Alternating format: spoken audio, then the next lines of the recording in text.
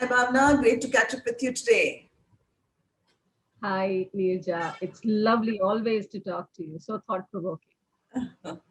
So today I thought we'll talk a little bit about this program, the Awaken the Shakti Within.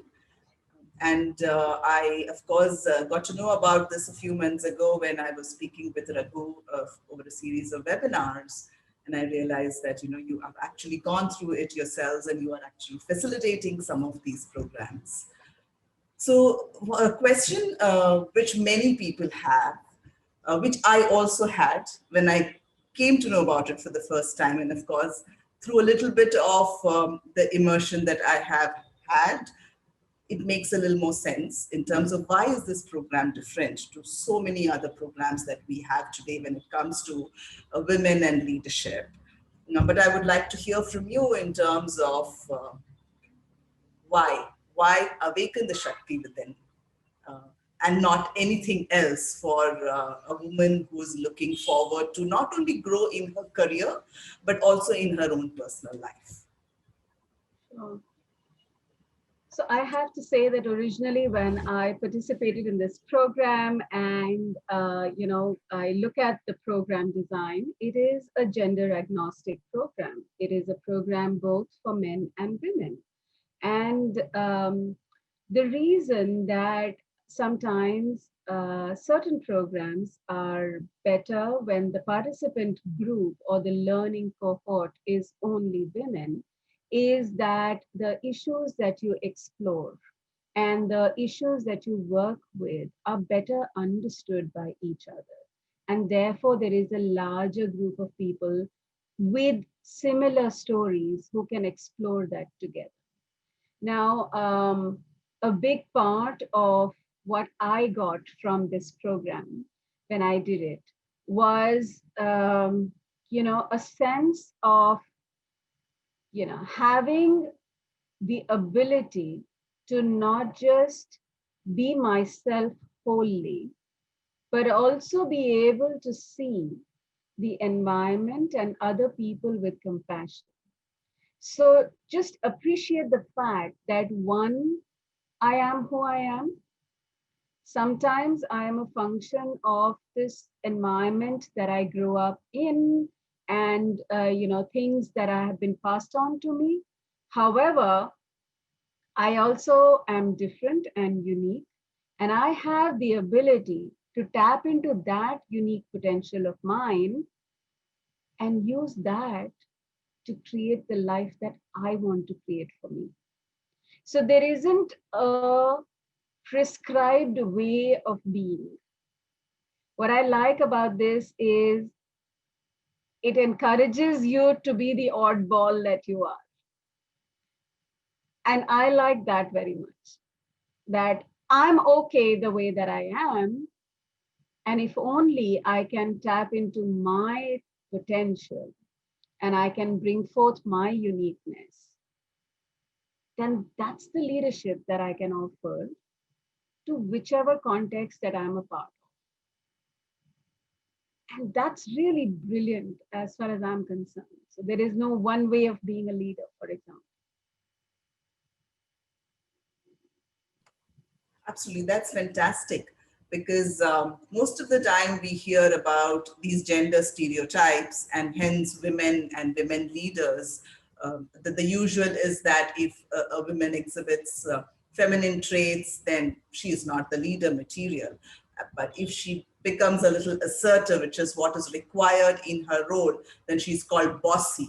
And that's not what is called for a man because it's expected of him. And hence most of the programs that we go to talk about how to be assertive and not to be aggressive and all of that. But I really loved it when you said that it's okay to be who you are because that's what you bring to the table. That's what you bring into the room. And how is it that you're going to bring that in every aspect of what you do and make a difference? But I've also heard that it is not only who you are and what you are, but also to realize how else you could possibly behave in a particular situation. So is there something that you'd like to tell us about that? So what I like about this is that the leadership framework is about different archetypal approaches to leadership. And the emphasis is that each one of us can deploy the strengths and the potential from any of those ways of being a leader, provided we can have the practice of knowing what the context is, who am I in this context, and can I mindfully make a choice? What kind of a leader do I want to be in this situation, given who I am and what my understanding of this is? And that I don't just be a leader impulsively for what my characteristics are. So I think mindfully deploying your choice, to me, is the crux of this program. That's fantastic. And I think that's what is probably required always, and more so in the current scenario that we are all going through, because it's so much of unknown. And we also have to kind of explore, become creative, be able to, take quick decisions, change, be agile, whatever the terminology we use.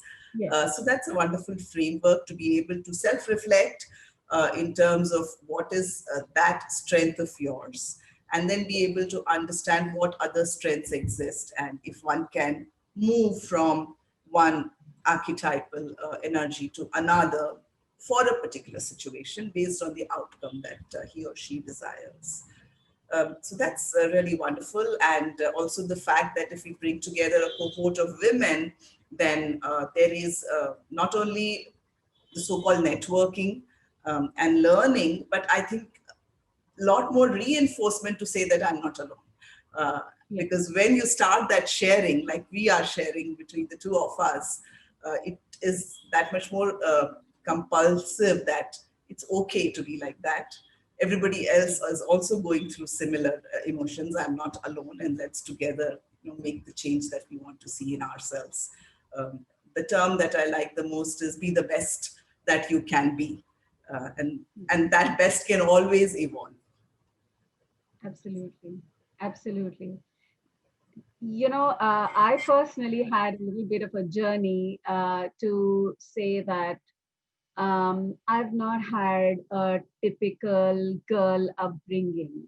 So maybe I will not be understood and appreciated by other women.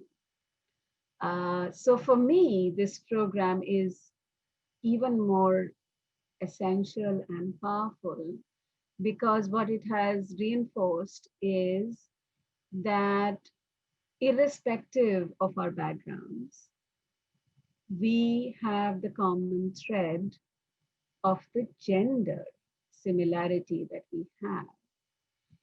And none of us can be successful until all of us can be.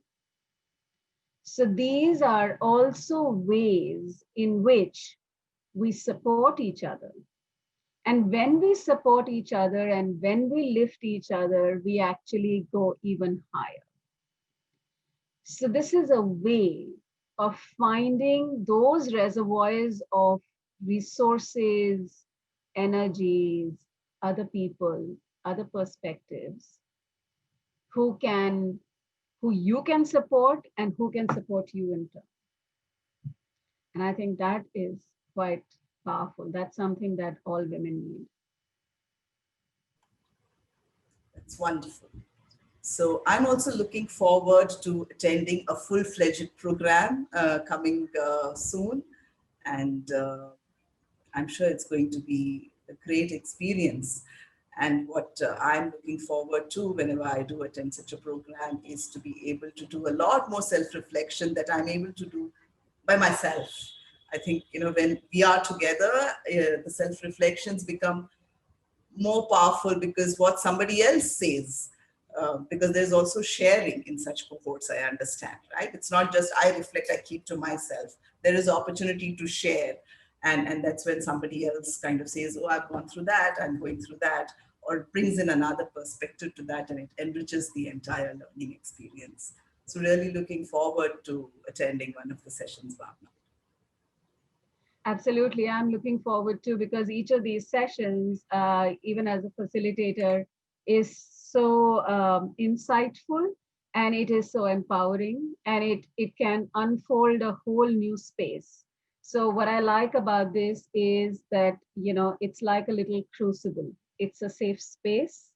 It's a little crucible in which magic can happen, and you can discover something. I'm getting goose flesh even now.